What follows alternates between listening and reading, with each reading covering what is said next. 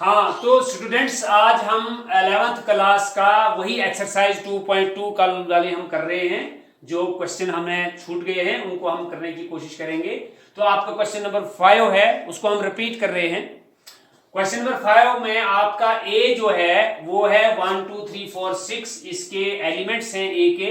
Relation जो हमें set filter form में दी हुई है वो है ऑर्डर पेयर ए बी है।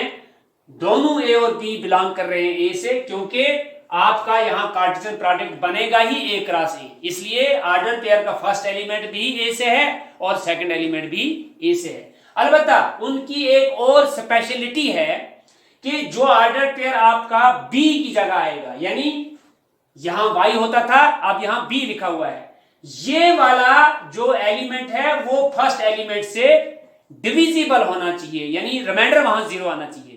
तो वो एग्जैक्टली डिवाइड हो जाना चाहिए। एग्जैक्टली डिवाइड का मतलब होता है अगर आप 12 को 3 से डिवाइड कर रहे हो, 3 4 12 और रिमाइंडर 0 आना चाहिए, यानी उसका वो फैक्टर होना चाहिए।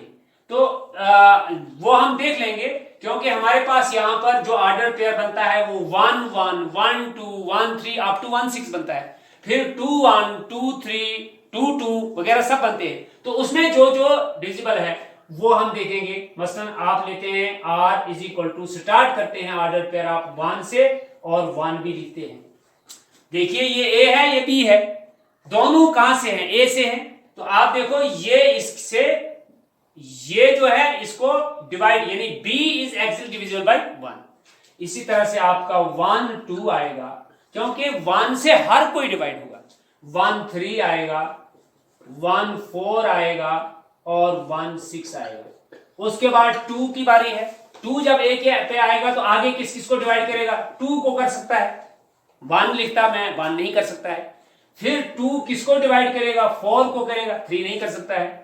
इसी तरह से 2 और 6 को करेगा। फिर 3 की बारी आ गई। अगर 3a हम लेते हैं, b क्या लेंगे? सिर्फ 6 लेना पड़ेगा, ठीक है। तो और हमारा क्या आएगा? 3 6 भी लेना पड़ेगा और 3 3 भी हम ले सकते हैं, क्योंकि 3 इज डिविजिबल 3। 4 की बारी आ गई। 4 किसी को डिवाइड नहीं कर सकता है इसमें से, अलबत्ता अपने आप को डिवाइड कर सकता है। फिर 6 की टर्न आ जाएगी। 6 किसी को डिवाइड नहीं कर सकता है, सिर्फ अपने आप को डिवाइड कर सकता है। ये आपकी रोस्टर फॉर्म होगी। अब आपका रेंज डोमेन है इसका। तो डोमेन क्या है इसका देख लीजिए आप, कि फर्स्ट एलिमेंट ऑर्डर पेयर के क्या है? 1 भी है इसमें, 2 भी है इसमें, 3 भी है इसमें, 4 भी है और 6 भी है। या आप सीधा a लिख सकते हैं इसको, ठीक, पूरा सेट आ गया। फिर आप रेंज लिखते हैं। क्या लिखते हैं? रेंज आपने देखने हैं second element of order pair. 1 भी है, 2 भी है, 3 भी है, 4 भी है, 6 भी है, या a भी आप इसको लिख सकते हैं। ये आपका हो गया क्वेश्चन नंबर 5।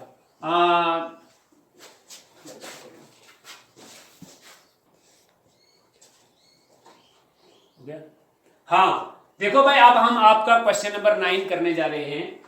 उसमें क्या है? आर बी द, बाकी आप खुद कर सकते हैं, कोशिश कीजिए आप। R be the relation on Z. What do you mean by Z? Z represents integers. Z stands for integers. और इंटीजर में क्या होता है? इंटीजर में होता है, यानी z जो है आपका क्या सेट बनेगा? 0 1 2 3 सो ऑन पॉजिटिव, -1 -2 वगैरह वगैरह। ये इधर भी आएगा और उधर भी जाएगा। Infinity to infinity, minus infinity to plus infinity है। मगर इस किस्म के सारे नंबर्स जो हैं इनको हम इंटीजर बोलते हैं। तो क्या मसला है? रिलेशन क्या दिया हुआ है? रिलेशन दिया है ए बी। ए बी आपका कहां से है? इंटीजर से। बी भी कहां से है? इंटीजर से। यानी ये भी आपका z सेट है और ये भी आपका z सेट है। इसमें सारे इंटीजर हैं, 0 1 2 3 सो ऑन, -1 -2 -3 सो ऑन। इसमें भी वही है, 0 1 2 3 सो ऑन, -1 -2 -3 सो ऑन, ठीक है। तो यहां जो आप Cartesian product z cross z बनाएंगे, क्या बनाएंगे? तो उसमें आपने क्या देखना है? a माइनस बी क्या बनेगा, यानी वो रिलेशन जो है a b belongs z, a minus b is an integer. इसका हमने क्या निकालना है, डोमेन। क्या निकालना है, डोमेन। अरे भाई डोमेन क्या है, सारा इंटीजर है। आप लिखेंगे domain of R is Z, सारा जेड, सारा इंटीजर इसका डोमेन है। ठीक है, क्योंकि आप यहां डोमेन कोई भी वैल्यू ले सकते हैं, क्योंकि इसी सेट को इस सेट से मल्टीप्लाई किया कार्टेशियन मल्टीप्लाई, तो कुछ भी ले सकते हैं। तो फिर आप रेंज ऑफ आर निकालेंगे, रेंज ऑफ आर। ठीक है, देखिए भाई आप a माइनस बी निकालेंगे, ले लो आप -3 ले लो आप a, सपोज माइनस बी कहां से, वहां से लेंगे ना, ले लो वहां से क्या लेना चाहते हो, मसलन मैं -10 लूंगा। ठीक है, 3 minus minus plus 10, what is answer, 13 belong करता है जेड से, नहीं करता है ना, वो भी तो इंटीजर है। तो इसका मतलब है a माइनस बी जो है वो अगेन इंटीजर बनेगा, क्योंकि subtraction is closed with respect to integers. आप इंटीजर को सब्ट्रैक्ट करो, किसी भी इंटीजर को, you will get final answer again integer.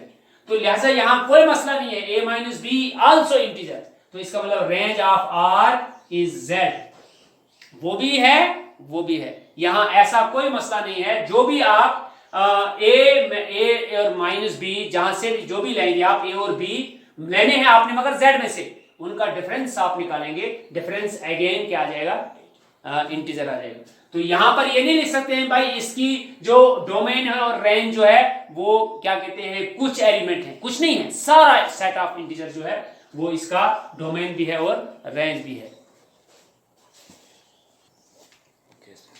अच्छा चलिए, आपकी एक्सरसाइज 2.2 कंप्लीट हो गई। फंक्शन की थोड़ी सी हम डेफिनेशन और थोड़ा सा एक्सप्लेनेशन हम आपको देंगे, फंक्शन क्या होता है।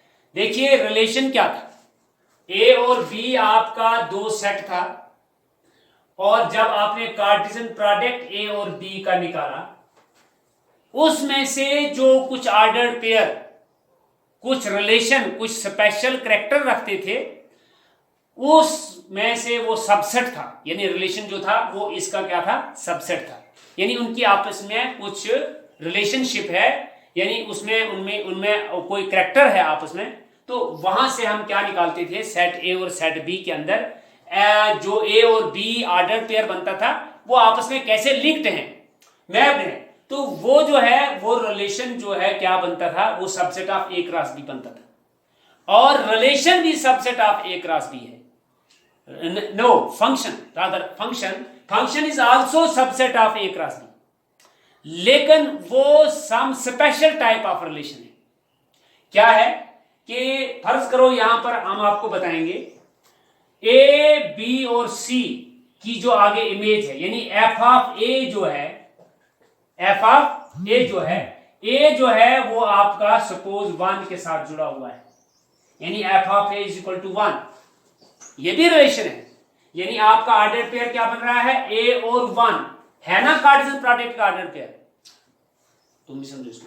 और यहां ए जो है इससे है और 1 इससे है, बिल्कुल ये रिलेशन में भी था, लेकिन रिलेशन में ऐसे भी हो सकता था ए और 2 रिलेशन में, और है ना ये कार्टेशियन प्रोडक्ट का है ना order, when you will find the Cartesian product of A cross B, you will get A1, A2, A3, A4।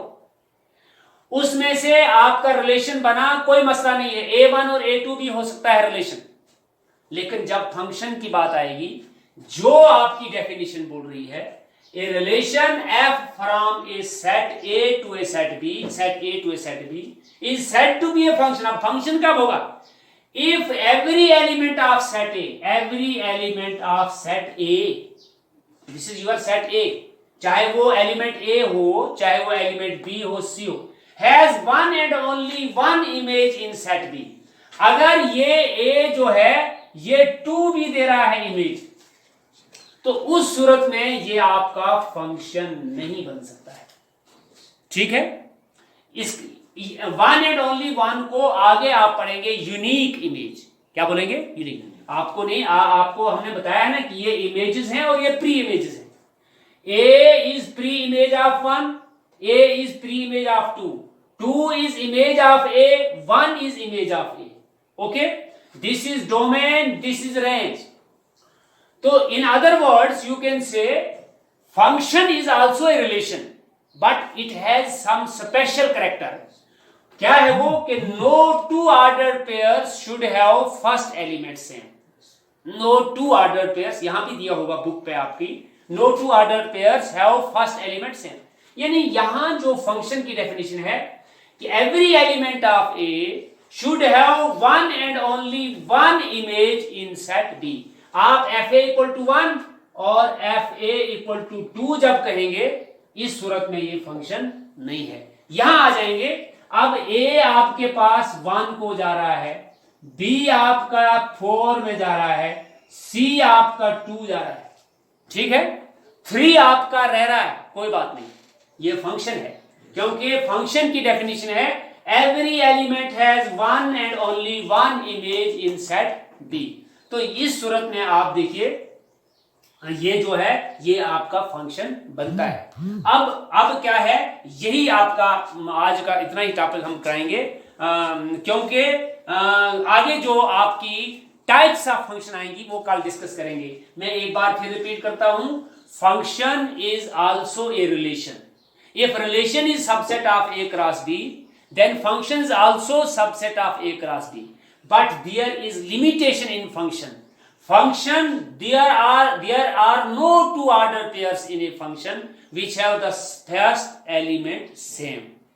In other words, you can say that every element of function A, if a relation is from set A to set B, every element of set A has one and only one image in set B. तो आप क्या बोलते हैं इसको, यहां ये जो function बनता है जनरल जब आप आगे पढ़ेंगे, यहां इन एलिमेंट को हम x बिलोंगिंग टू A बोलते हैं और इनको y बिलोंग टू B. तो क्या होता है f of x equal to y.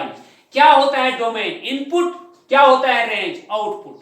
ठीक है, इनपुट x से आएगा और आउटपुट y से जाएगा. तो जब आपका यहां x और y यानी इसके एलिमेंट और उसके एलिमेंट, इनका आपस में रिश्ता क्या है, अंडर f इनका अम्ब्रेला है, ऊपर से फंक्शन बनाया है. y is image of x under f, x is p image of y under f. यही हमने लिखा है. If f is a function from a to b and a b belongs f, you can say x y belongs to f, then fx equal to y. I have replaced a b with x and y. So f of A is equal to B means B is image of A under F, whereas A is pre-image of B under F. ये आपकी definition भी हो गई. और जो बीच में हमने definition छोड़ी भी थी जो बुक पर है, वो यही है कि no two distinct ordered pairs should have first element same. ये है आपका रिलेशन और फंक्शन के अंदर डिफरेंस. फिर टाइप्स ऑफ फंक्शन जो है वो आगे आएंगे, लेकिन ये डेफिनेशन कभी भी वहां पर कंट्राडिक्ट नहीं करनी चाहिए, अपोज नहीं करनी चाहिए. जो भी टाइप्स ऑफ फंक्शन होगी ये डेफिनेशन हमारी उस पर फिट बैठनी चाहिए. आप कोई क्वेश्चन भी कर सकते हैं हमारे चैनल पे, उसको हम और मजीद, या हमारे व्हाट्सएप नंबर जो हमारा है उस पर भी आप क्वेरी डाल सकते हो या पूछ सकते हो, डायरेक्ट फोन कर सकते हो या व्हाट्सएप भी कर सकते हो कि ये हमें नहीं आ रहा है समझ में, उसको हम एक्सप्लेन करेंगे. तो आज का टॉपिक इतना ही, कल इंशाल्लाह हम यहाँ से आगे बढ़ेंगे.